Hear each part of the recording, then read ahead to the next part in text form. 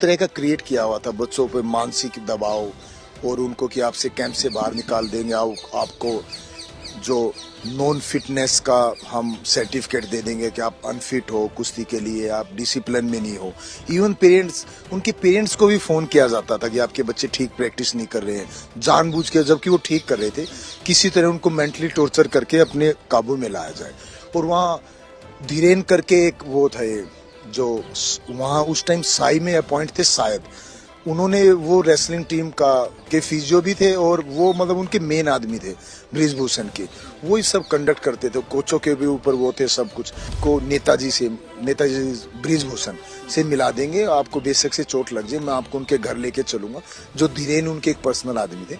और कुछ 2-3 वहाँ लड़कियां भी रहती थी नेशनल में जो अनऑफिशियल थी, वो बच्चों को बहका फुसलाकर वहाँ ले जाते थे। 5 ऐसी लड़कियां थी 2014 में। की बात कही। जी, उन्होंने बात की कि हमें मतलब हमारे साथ इस तरह हो रहा है। बीजेपी के कैसरगंज से सांसद ब्रिजभूषण शरण सिंह को लेकर कुश्ती खिलाड़ी धरना दे रहे हैं।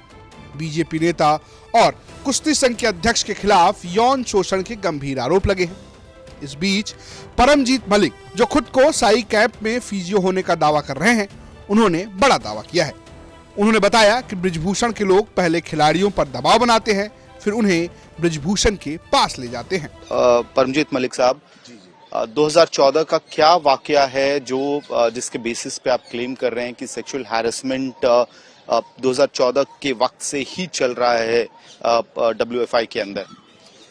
देखिए, 2014 में गीता फोगाट के नी में चोट लगी थी, तो उनको सर्जरी कराने के बाद जो पोस्ट थेरेपी होती है स्ट्रेंथनिंग के लिए या जो मोबिलाइज के लिए, वो मुझे अपने साथ लेके गई थी लखनऊ, जो साई का सेंटर है जहाँ वुमेन्स का रेसलिंग का हमारा जो नेशनल कैंप लगते हैं, आज तक वहीं लग रहे हैं। तो वहाँ मैं उनके पास गया, तो मैंने उनको जो भी हमारा ट्रीटमेंट था, मोड ऑफ जो था, उनको कराया। तो वहाँ के जो चीफ कोच थे और फेडरेशन के जो लोग थे, उन्होंने कहा कि आप गीता को तो करा ही रहे हो, हमारी टीम को फायदा हो जाएगा, तो हम आपको मर्ज कर देते हैं, हम आपको अपना ऑफिशियल फिजियो रख लेते हैं टीम का। आधिकारिक जो टीम थी फिजियोस की, उसमें शामिल हो गए आप? जी जी। तो उसके बाद फिर मैं वहां रहा, मैंने देखा वो एटमॉस्फेयर की ऐसे उन्होंने इस तरह का क्रिएट किया हुआ था बच्चों पे मानसिक दबाव और उनको कि आपसे कैंप से बाहर निकाल देंगे, आपको जो नॉन फिटनेस का हम सर्टिफिकेट दे देंगे कि आप अनफिट हो कुश्ती के लिए, आप डिसिप्लिन में नहीं हो। इवन पेरेंट्स, उनके पेरेंट्स को भी फोन किया जाता था कि आपके बच्चे ठीक प्रैक्टिस नहीं कर रहे हैं, जानबूझ के, जबकि वो ठीक कर रहे थे। किसी तरह उनको मेंटली टॉर्चर करके अपने काबू में लाया जाए।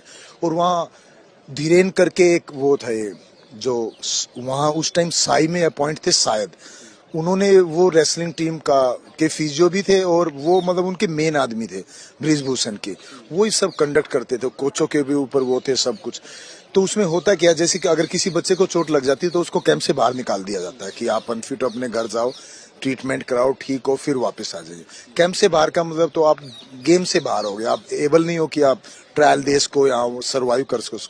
तो जिन बच्चों को छोटी सी भी चोट होती थी तो वो डरते थे बताने से, तो जानबूझ के बच्चों को ये दिखा के कि आपको चोट लगी, हम कैंप से बाहर निकाल देंगे बिना उनका कोई फिटनेस टेस्ट लिए, मतलब दबाव बनाते थे ताकि वो उनके अंडर में आ जाए, उनके पैरों में आ जाए। फिर दूसरा उनको बोला जाता था कि हम आपको नेताजी ब्रिजभूषण से मिला देंगे, आपको बेशक से चोट लग जाए, मैं आपको उनके घर लेके चलूंगा। जो धीरेन उनके एक पर्सनल आदमी थे।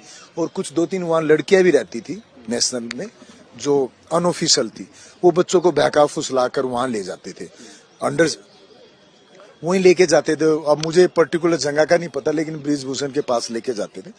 तो मुझे ये सारी बातों का पता लगा। मैंने उस टाइम जो वहां पर जो चीफ कोच थे उनको भी बोला, और जो सबसे सीनियर मोस्ट कोच थे कमल सेन, उनको मैंने रिटर्न में भी दिया। उन्होंने कहा कि आप रिटर्न में दो।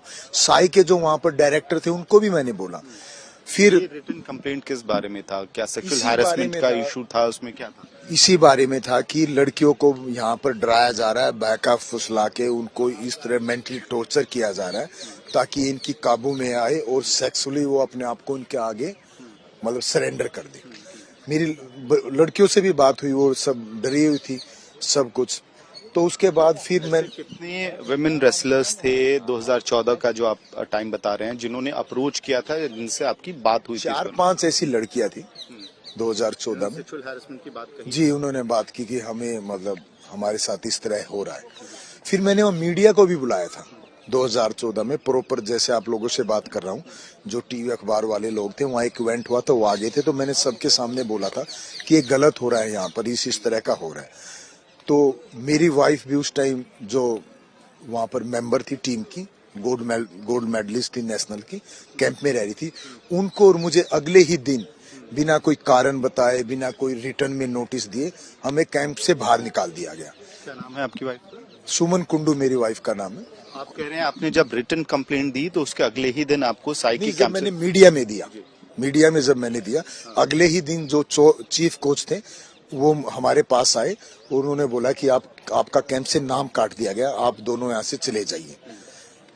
तो मैंने काफी कोशिश की, वहाँ कोचिज से बात की, साई वालों से भी बात की, तो किसी रिटर्न कंप्लेंट पे क्या एक्शन हुआ? कुछ कार्रवाई हुई? नहीं, रिटर्न में मेरे कोई एक्शन नहीं हुआ। उन्होंने आगे दी या नहीं दी उसका बात का नहीं पता, लेकिन जब मैंने मीडिया में दिया तो अगले ही दिन हमें वहां से आउट कर दिया गया। तो आपने क्या इसको फिर किसी और पब्लिक फोरम पे इस मसले को उठाने की कोशिश की?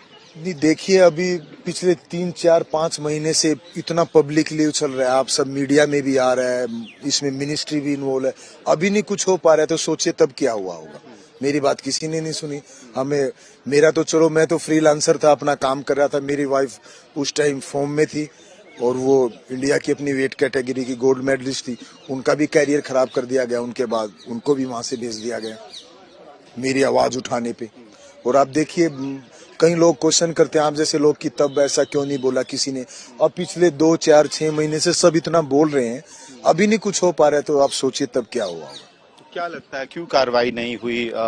जो आप इशू रेस कर रहे हैं WFI प्रेसिडेंट के खिलाफ, वो क्यों कार्रवाई नहीं हो? देखिए, कहीं ना कहीं वो इतने स्ट्रोंग हैं, बाहुबली हैं, और गवर्नमेंट का भी उनको सपोर्ट है।